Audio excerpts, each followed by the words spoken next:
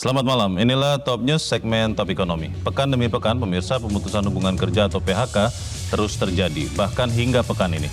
Ketua DPR Puan Maharani menyoroti ancaman badai PHK ini dengan mengatakan, pemerintah tidak boleh hanya menunggu badai berlalu tanpa membuka payung perlindungan bagi jutaan pekerja yang kini nasibnya terancam.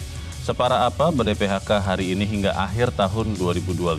Adakah solusi permanen atas masalah PHK? Pemirsa, inilah Top News segmen Top Ekonomi bersama saya, Leonard Samosir.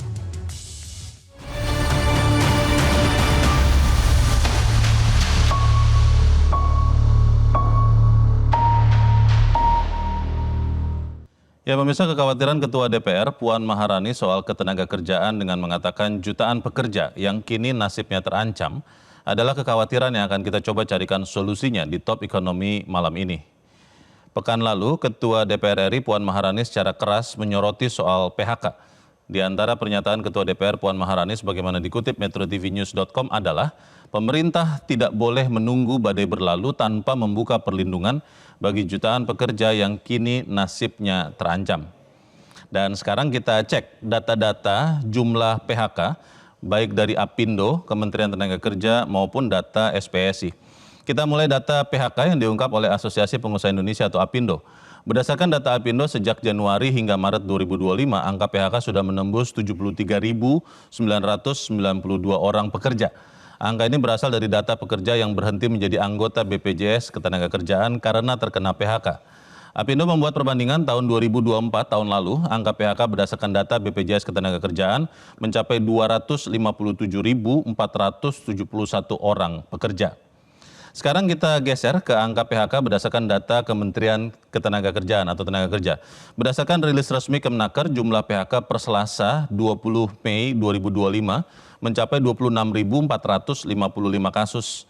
Menurut data Direktorat Jenderal Pembinaan Hubungan Industrial dan Jaminan Sosial Tenaga Kerja Kemenaker, sumber PHK nomor 1 berasal dari Provinsi Jawa Tengah, nomor 2 Jakarta, dan nomor 3 Provinsi Riau. Kita bergeser ke angka PHK yang dikeluarkan Koalisi Serikat Pekerja Indonesia. Berdasarkan rilis resmi KSPI, jumlah PHK sejak Januari hingga April 2025 mencapai 54.252 orang pekerja. Sumber PHK ini tersebar mulai dari Jawa Tengah, Jawa Barat, Banten, Sumatera Utara, dan Riau. Kalau kita bandingkan data PHK Apindo, Kemenaker, dan SPSI, maka angka PHK Kemenaker jumlahnya paling rendah, yaitu 26.455 orang. Sementara data Apindo hingga Maret 2025, PHK telah menembus angka 73.992 orang.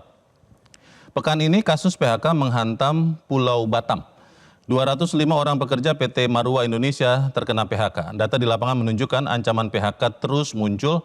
Pekan ini, Perhimpunan Pengusaha Hotel, Restoran, dan Makanan atau PHRI Jakarta mengungkapkan data 70% anggota PHRI Jakarta akan bisa melakukan PHK. Kita tidak harus pesimis. Di tengah gelombang PHK akibat ketidakpastian global, optimisme harus terus dijaga. Kita buka kembali pernyataan Wakil Menteri Ketenagakerjaan 28 April lalu bahwa sebetulnya lapangan kerja ada di mana-mana. Wamenaker menyatakan hal ini dalam konteks menyoroti pekerja yang menolak pekerjaan di Ibu Kota Nusantara atau IKN, padahal pekerjaan tersedia di IKN Nusantara Kalimantan Timur. Optimisme juga muncul dari data penyerapan ketenagakerjaan berdasarkan data Kementerian Investasi dan BKPM, Badan Penanaman Modal sepanjang kuartal pertama 2025, tercipta lapangan kerja baru bagi 594.104 orang pekerja atau naik 8,5% dibanding tahun 2024. Jika tren baik ini berlanjut, maka hingga akhir tahun tercipta total 1,8 juta lapangan kerja baru dan data ini untuk pekerjaan formal, sementara pekerjaan non formal jumlah serapan kerjanya jauh lebih besar. Berdasarkan data BPS Agustus 2024, jumlah pekerja baru yang terserap di sektor non-formal mencapai 3,4 juta orang. Data BPS juga menunjukkan 57,95% tenaga kerja baru terserap di sektor non-formal. Kalau betul, lapangan kerja baru formal tahun 2025 menembus angka 1,8 juta dan sektor non-formal kembali mencetak 3,4 juta lapangan kerja baru seperti Agustus 2024, maka berarti total jumlah lowongan kerja sudah di atas pencari kerja yang menurut BPS setiap tahun pencari kerja baru rata-rata mencapai 4,4 juta orang.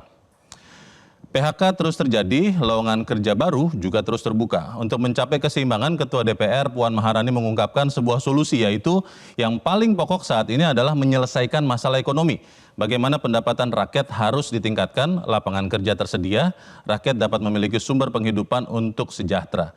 Benarkah korban PHK bisa mendapat pekerjaan baru yang tersedia? Dan benarkah lapangan kerja tersedia di mana-mana? Pemirsa, tetaplah bersama kami. Top Ekonomi akan segera kembali bersama dengan para narasumber terpercaya setelah yang satu ini.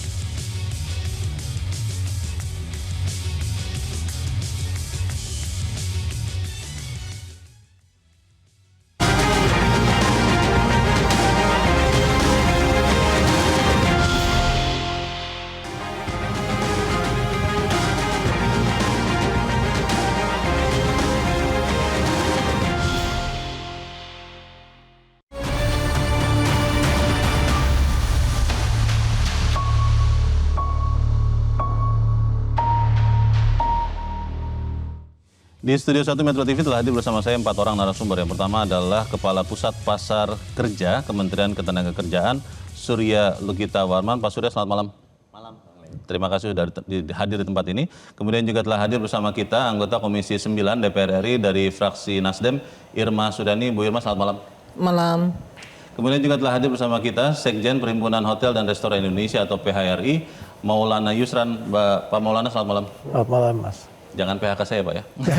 Dan juga telah hadir bersama kita Presiden Konfederasi Serikat Pekerja Indonesia atau KSPI, Said Iqbal. Bang Said, selamat malam. Assalamualaikum. Waalaikumsalam. Saya ingin langsung ke Pak Surya dulu. Pak Surya, tadi ada angka jumlah PHK, Pak, ya, yang beda-beda nih. Bang Said Iqbal punya angka, Kementerian Tenaga Kerja punya angka, Asosiasi Pengusaha Indonesia punya angka, beda-beda. Ya. Itu yang benar yang mana, Pak? Ya terus terang nih Bang Leo ya, angka PHK ini kan metode untuk mendapatkannya berbeda-beda. Nah yang disampaikan terakhir 26.000 tadi, yang disampaikan oleh Pak Menteri kami itu adalah data resmi yang kami Kementerian peroleh dari kantor-kantor Dinas Tenaga Kerja se-Indonesia. Oke. Nah ini by regulasi memang regulasinya mewajibkan seluruh perusahaan yang melakukan PHK itu melapor ke kantor dinas. Makanya itu yang kami percaya memang secara hukum, secara aturan yang ada itulah yang paling valid. Walaupun ya kita tahu kenyataannya contohnya aja ya, kayak data JKP itu saat ini yang klaim sudah 52.000. Jaminan kehilangan pekerjaan. Jaminan kehilangan pekerjaan. Di BPJS Ketenagakerjaan. Ketenagakerjaan. Artinya itu juga identik dengan jumlah PHK. Nah kalau saya lihat yang 52.000 itu juga yang valid. Artinya banyak perusahaan yang tidak melapor. Tapi ya kami sampaikan adalah yang melapor yang secara regulasi berlaku. Ya itulah 26.000 tadi. Ingin konfirmasi ke Bang Said Iqbal dulu, data KSPI-nya dari mana, Bang? Data KSPI itu data primer dari anggota KSPI dan ada sebagian kecil yang non KSPI melapor ke Posko Oranye Partai Buruh dan KSPI, maka kami kumpulkan akumulasi dari laporan tiap-tiap pabrik di tiap-tiap daerah. Makanya tadi sebenarnya 70.000, ada sekitar 15.000 sampai 16.000 lagi yang kami harus verifikasi, karena kan kami pastikan misalnya kayak Shopee ada yang lapor, tapi kan belum ada kejadiannya. Prosesnya harus dilihat dulu, benar nggak nih ada PHK. Nah itu kayak gitu kami nggak masukkan dulu. Maka kami announce, diumumkan 70.000. Dan kalau refer tadi kepada data yang buruh mengambil jaminan kehilangan pekerjaan, itu apple to apple kan nyambung. Jadi di Kemenaker ini data malas itu maksudnya pasif. Jadi Kemenaker nunggu Disnaker nunggu perusahaan lapor. Perusahaan lapor cenderung misalnya PHK 10.000, dia lapor 3.000, 4.000 supaya tidak diperiksa itu gimana, apa itu hak-hak buruhnya udah dibayar apa enggak, B3, B3. Nah, yang kayak gitu harus kan ditinggalkan, karena kalau nggak ada gitu, presiden sebagai user yang akan mengambil kebijakan, misal ada sekarang 6 kebijakan, nanti Mbak Irma bisa sampaikan, kan jadi nggak nyambung. Baik. Pak Surya, dalam sebetulnya pengambilan kebijakan. Pak Surya, sebetulnya kan kita juga tahu bahwa Kemenaker berusaha untuk mengatasi PHK ini dengan menciptakan job fair ya Pak. Sudah dilakukan di Jakarta dan di beberapa tempat. Tapi kalau kita mengutip data lagi nih Pak Surya, Ketua Dewan Pengawas BPJS Ketenagakerjaan Muhammad Zuhri tahun 2025 mengatakan, memprediksi Pak, namanya prediksi bisa benar bisa salah, PHK tahun ini bisa tembus 280.000. Kalau Kemnaker melihatnya itu pesimis atau seperti apa, Pak? Aduh. Ya kalau sekarang sendiri kan baru 26.000. Iya. Di angka tersebut itu 10 kali lipat, Pak. Nah, dan sekarang sudah bulan Mei. Iya. Artinya sisa waktu hanya tinggal 7 bulan, Ya. 7 bulan lagi. Sudah hampir setengah Kalau tahun sampai 10 kali lipat, saya rasa Terlalu mungkin, pesimis? Ya, terlalu pesimis lah, Pak. Cuma kalau lihat angka JKP ya di angka 50.000 ya, 50 ribuan ya mungkin ya tetap aja pesimis, Pak. Berarti kita mungkin secara apa ya, tidak resmi mengacu ke angka JKP itu tadi, Pak ya? Ya bisa JKP, Paling mendekati. Iya. paling Iya. mendekati ya. Pak Surya, kita tahu juga bahwa pemerintah sudah membentuk Satgas PHK, Pak. Satgas untuk mengantisipasi PHK yang kalau saya baca di pemberitaan itu ditargetkan selesai bulan ini. Itu sudah akan selesai atau bagaimana Pak informasinya, Pak? Aduh, saya nggak ikutan kalau Tidak ini. ikutan di situ ya?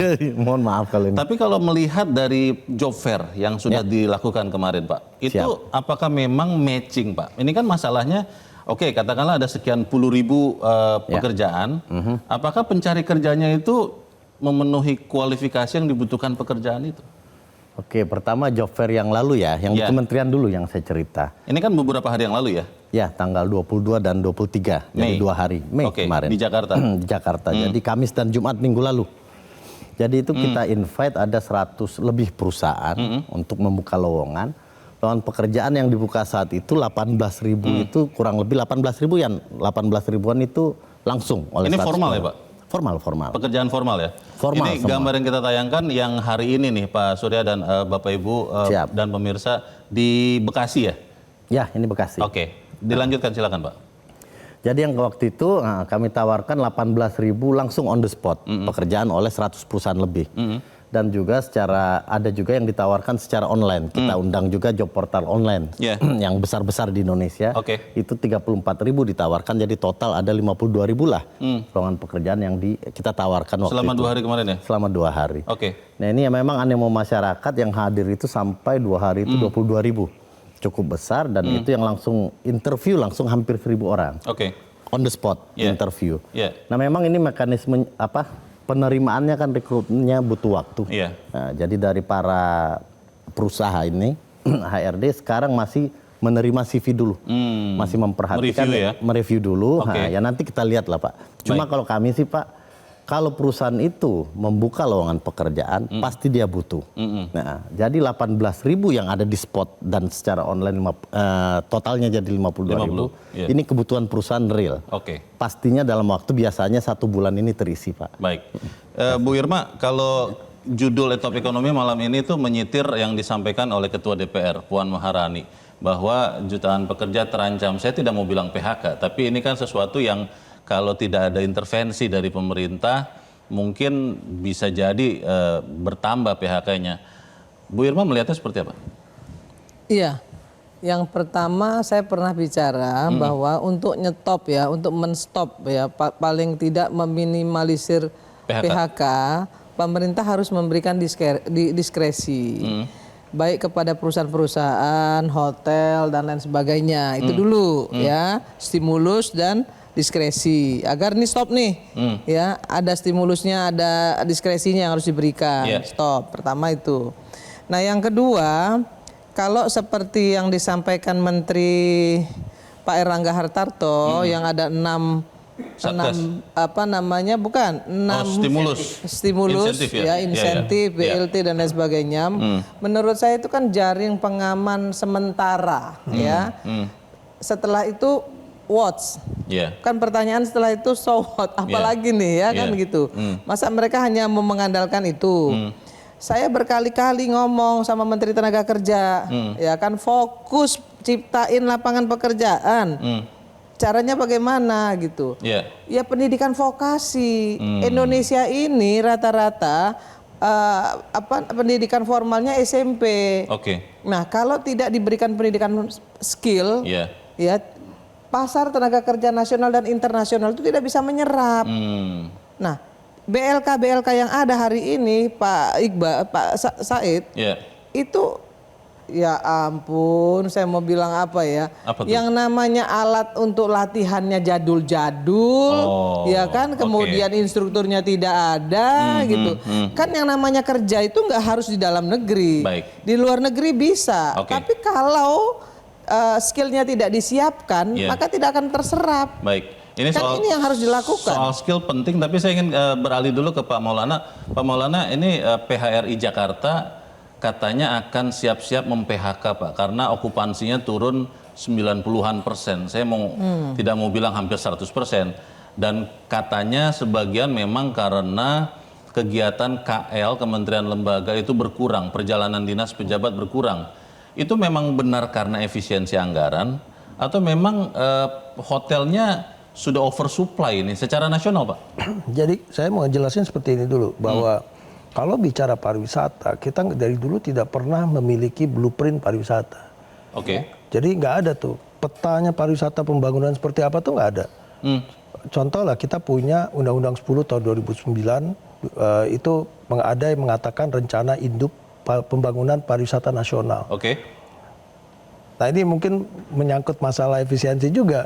Tiap tahun tuh ada FGD-nya tuh dari nasional, provinsi, kabupaten, kota, tapi tidak pernah jadi rujukan.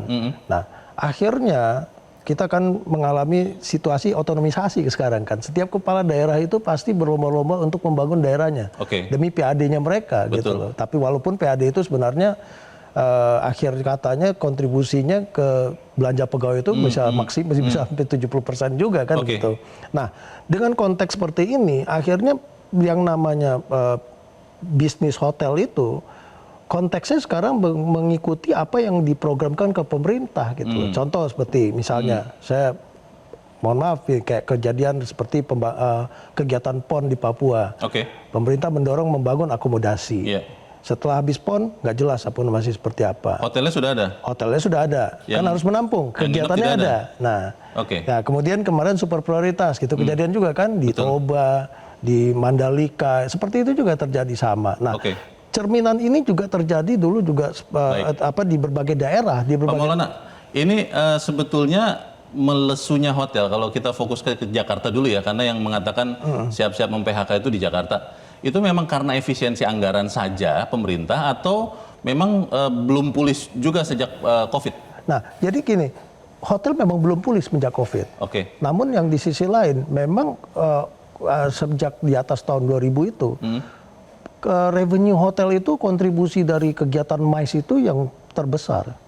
Jadi bisa antara 40-60% atau di daerah-daerah itu bisa mencapai sampai 80%. Dan itu sebagian besar pemerintah? Kontribusinya pemerintah. Karena kita lihat sendiri kan nggak semua daerah memiliki sumber daya seperti ada migasnya atau industrinya atau ada kebunnya, kan nggak semua daerah ada itu. Berarti PHRI siap-siap benar yang di Jakarta akan ya pasti. PHK, itu cerminan daerah semua juga seperti itu, bukan hanya Jakarta.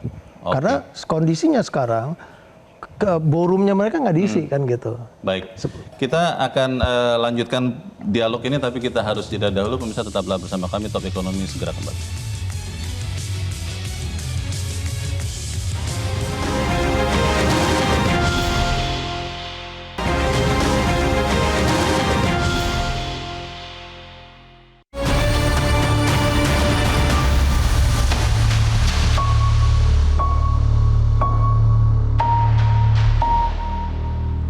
Terima kasih Anda masih bersama kami. Saya ingin langsung ke Pak Surya. Pak Surya, tadi yang Bu Irma katakan keahlian atau skill dari tenaga kerja Indonesia itu kelihatannya nggak match dengan yang dibutuhkan oleh lapangan pekerjaan. Benar begitu atau bagaimana Pak? Ya, pertama Bang Leo, memang itu nggak bisa kita pungkiri ya, bahwasanya di pendidikan vokasi itu yang diajarkan kurikulumnya itu sangat sulit untuk dirubah untuk menyesuaikan dengan perkembangan industri. Sangat sulit untuk diubah? Sulit, kalau pendidikan. Makanya muncullah balai latihan. Balai latihan kerja. Latihan yang sifatnya ini lebih agile, lebih lincah. Soalnya programnya ini bisa kita sesuaikan dengan kebutuhan industri secara cepat. Meskipun sebagian alatnya sudah tua tadi kata Bu Irma. Nah, itu salah satu isu.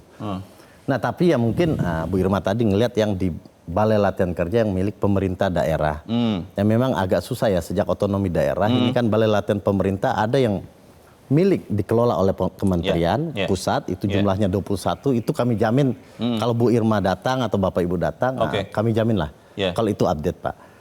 Tapi yang ada 200 lebih di bawah pemerintah daerah ini ya macam-macam variasi. Nah itulah yang mungkin yang menjadi isu ya. Pak Surya, kalau soal supply dan demand, ini ada pekerjaan baru tapi pencari kerjanya begitu banyaknya, sebetulnya bisa match atau tidak sih Pak antara lapangan pekerjaan dengan yang nyari kerja nih Pak? Nah itu dia Pak, jadi pertama isunya ini ada dua. Satu mismatch yang disampaikan Bu Irma tadi, yang dipelajari nggak cocok. Nah ini biasa isu lah, perlu di training. Isu lama ya? Ya, nah ada isu lagi, makanya kita adakan job fair. Soalnya ada lagi, orang menganggur ini bukan gara-gara mismatch, tapi dia nggak tahu lowongan yang cocok ada sama dia ada di mana. Itulah kita adakan job fair. Walaupun secara online juga kita laksanakannya. Itulah tujuannya job fair, untuk mempertemukan secara langsung. Bang Said Iqbal, kalau yang melapor ke KSPI ya Bang, yang ter-PHK itu apakah bisa dengan mudah menemukan pekerjaan seperti yang disediakan oleh Kemnaker, atau memang faktanya susah Bang? Sangat sulit. Rata-rata yang ter-PHK itu kan pertama faktor usia. Ya, jadi walaupun usia produktif antara 25 sampai 40 kita anggap produktif, itu kehilangan pekerjaan itu untuk mencari pekerjaan yang baru lagi agak sulit. Nah, oleh karena itu sebenarnya yang harus dilakukan oleh pemerintah bukan tadi yang disinggung oleh Kak Irma, 6 insentif oleh Menko Perekonomian. Itu sementara kan? Walaupun itu sementara, ya buang-buang anggaran. Yang harus dilakukan adalah meningkatkan daya beli. Bayangkan kalau BSU, bantuan subsidi upah hanya 300.000 untuk sekali terhadap 17 juta, kan kira-kira 5,1 triliun.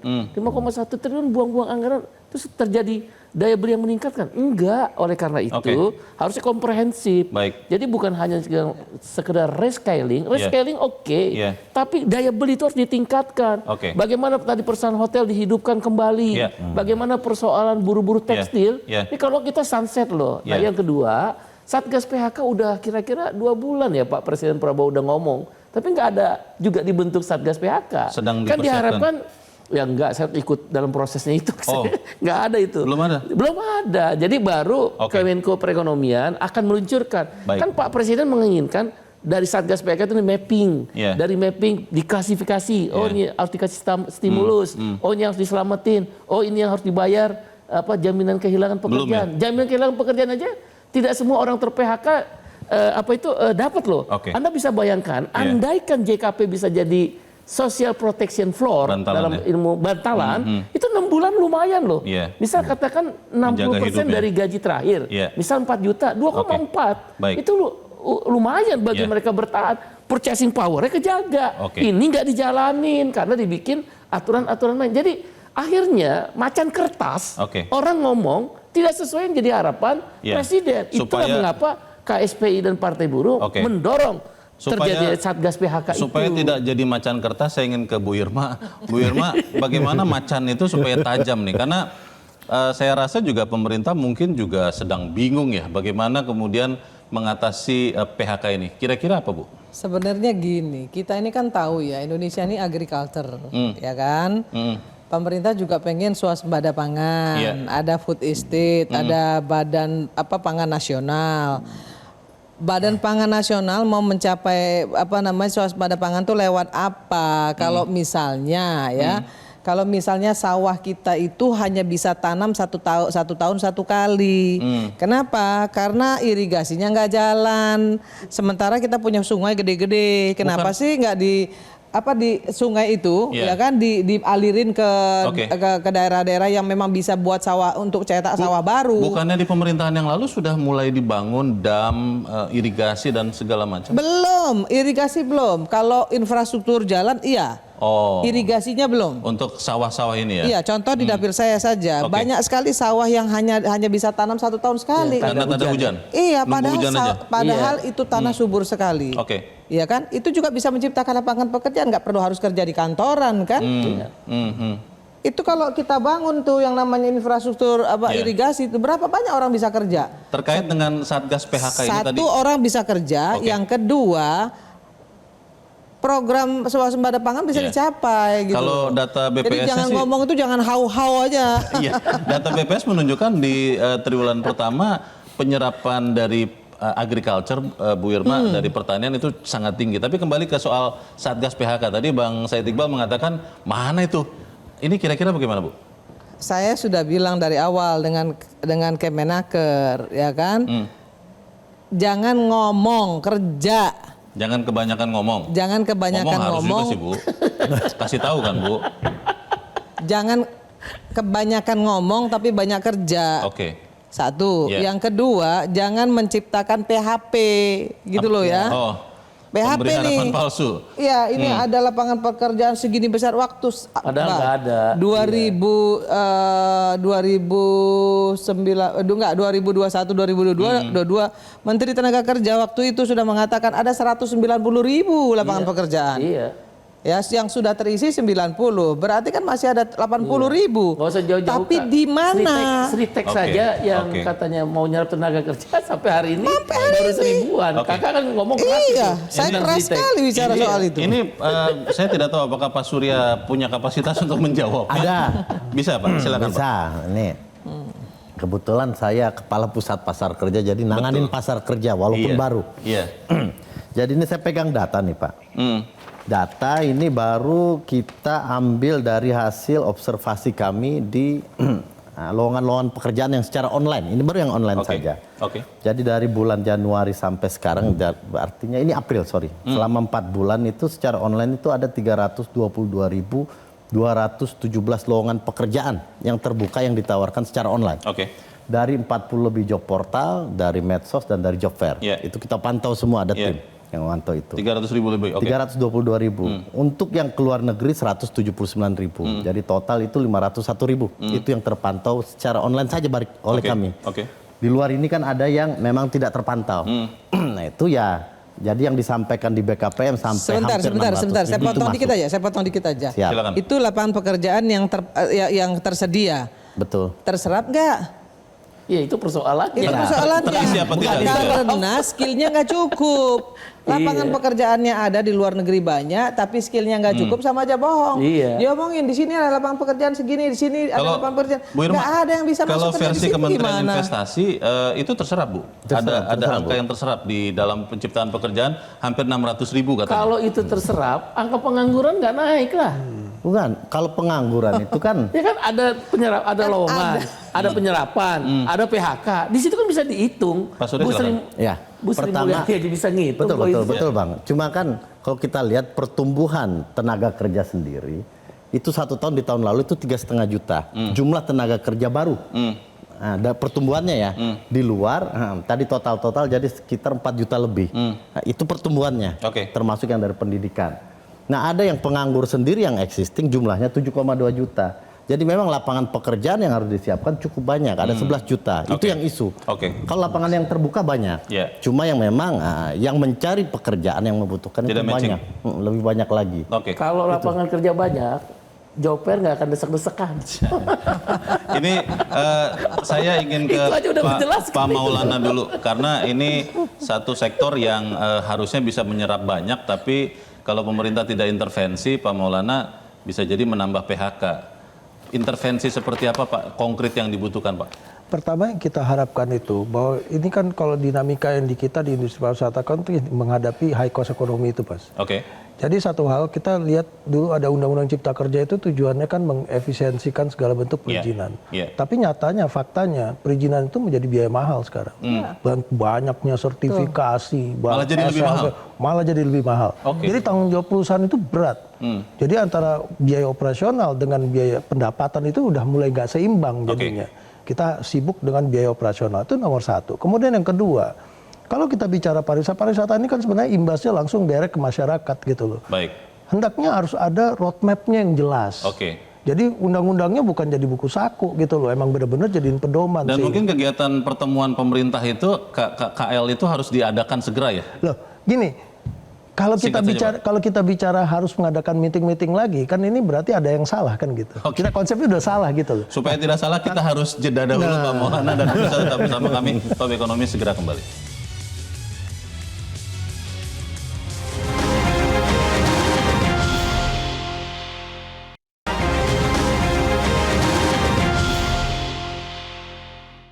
Terima kasih Anda masih bersama kami. Kita di bagian akhir diskusi kita malam ini. Pak Maulana, apa Pak yang segera harus dilakukan pemerintah supaya PHRI tidak mem-PHK Pak? Ya pertama tentu kita harus menyelamatkan industrinya dulu kan. Salah satu paling utama yang paling besar itu adalah masalah perizinan berusaha. Itu memang harus ada evaluasinya supaya tidak menunjukkan high cost ekonomi. Itu satu. Yang kedua, kami minta juga komitmen dari pemerintah dalam melakukan pengawasan sarana dan prasarana, misalnya contoh akomodasi yang liar-liar itu gitu loh. Oke. Ya itu kan tugasnya pemerintah, jadi jangan cuma ngeluarin izin tapi yang nggak pakai izin atau yang pemain asing bisa bermain tapi tenaga kerja tidak diserap. Ini kan permintaan kita udah lama tapi tidak pernah ini. Yang ketiga yang paling penting sekali adalah kita harus punya roadmap pariwisata. Jadi keputusan pembangunan pariwisata itu tidak bisa melalui keputusan politik. Baik. Harus terus berkelanjutan sehingga tidak ada yang rusak di sana. Kalau enggak akhirnya hanya bergantung dengan ya situasi seperti ini. Terima kasih. Bang Said, apa yang diharapkan segera dilakukan supaya tidak benar-benar jadi PHK nih jutaan pekerja? Satu, pastikan negara dalam hal ini pemerintah menjaga daya beli, purchasing power, artinya kan konsumsi. Nah, konsumsi domestik itu tinggi loh, oleh karena itu upah layak, termasuk teman-teman Grab, Gojek dan sebagainya itu harus menjadi perhatian sungguh-sungguh, jangan hanya dalam batas retorika, sehingga purchasing power dan konsumsi domestiknya naik. Yang kedua, mapping dan klasifikasi terhadap faktor terjadinya PHK itu harus bisa dipastikan. Jangan berhenti di angka-angka bahwa pertumbuhan ekonomi sekian, menyerap tenaga kerja sekian. Karena kita juga perlu serius dengan BPS merevisi tentang definisi orang yang bekerja. 1 jam dalam seminggu dianggap sudah bekerja. Jangan-jangan itu yang dijelaskan oleh kementerian-kementerian tadi. Tetap makin memakai data BPS. Kami tidak setuju. Orang yang bekerja itu ya 8 jam. Kalau mau formalizing workers. Itu pekerja yang bekerja di sektor formal. Oleh karena itu, Satgas PHK kita harapkan bisa segera dibentuk sebagaimana yang diinstruksikan oleh Bapak Presiden Prabowo. Bisa mapping, bisa klasifikasi, bisa mencari solusi yang melibatkan semua pihak. Dan yang terakhir, jaminan sosial itu harus diberikan secara berkesinambungan, bukan lip service. BSU selama 1 kali pemberian dalam setahun ini itu segera diberikan, tapi terus menerus dengan memberikan pemetaan terhadap siapa kelompok pekerja yang rentan untuk mendapatkan BSU tersebut. Terima kasih Bang Said. Kira-kira demikian. Bu Irma apa? Ya kalau saya program-program besar pemerintah dalam rangka pengentasan kemiskinan, kemudian program-program swasembada pangan, ya proyek-proyek mercusuar yang akan dibangun oleh pemerintah itu harus selaras ya, istilahnya paralel dengan jaring pengaman sosial tadi. Jaring pengaman sosialnya jalan, tapi penciptaan lapangan pekerjaannya juga jalan. Nah, yang kemudian proyek-proyeknya juga selesai kan itu. Jadi jangan cuman seperti Kementerian Tenaga Kerja ini gitu ya. Kemarin ngomong banyak tapi baru bikin roadmap doang gitu. Ya, implementasinya belum. Nah, ini yang saya tunggu dari Kementerian Tenaga Kerja nih. Terima kasih Bu Irma. Lebih fair kalau saya tanya Pak Surya karena bukan Pak Surya yang bilang banyak itu kan Bu Irma ya. Bagaimana Pak Surya? Silakan Pak. Makasih Bang Leo. Jadi pertama memang kondisi kan lagi tidak baik-baik saja. Jadi memang ada program pemerintah yang sifatnya untuk darurat, seperti tadi yang disampaikan Bang Iqbal, yang sifatnya BSU mungkin akan digelontorkan, itu sifatnya darurat. Dan juga ada yang jangka panjang. Dan sekarang memang PHK sedang ramai, tapi ya ini kadang beritanya terlalu heboh, jadi orang jadi ketakutan. Makanya job fair ini ramai terus di mana-mana, seperti yang terakhir di Bekasi. Nah sedangkan kami juga menyampaikan, pekerjaan juga tumbuh. Secara online banyak ya. Saya sendiri 300.000 lebih mencatat. Yang di bawah Kemnaker sendiri saat ini ada 22.000 lowongan aktif. Jadi itu bisa diakses. Kita bisa katakan optimis, tapi juga harus lebih banyak bergerak begitu ya Pak Surya? Iya betul. Informasinya ada di mana-mana. Tinggal carilah informasi. Terus Pak Surya, Bang Said Iqbal, Pak Maulana dan Bu Irma, terima kasih sudah hadir di tempat ini. Dan pemirsa, ini adalah akhir dari Top Ekonomi untuk malam ini. Kita berharap apa yang kita takutkan ada PHK sekian banyak tidak terjadi. Saya Leonard Samusi, terima kasih. Selamat malam. Sampai jumpa.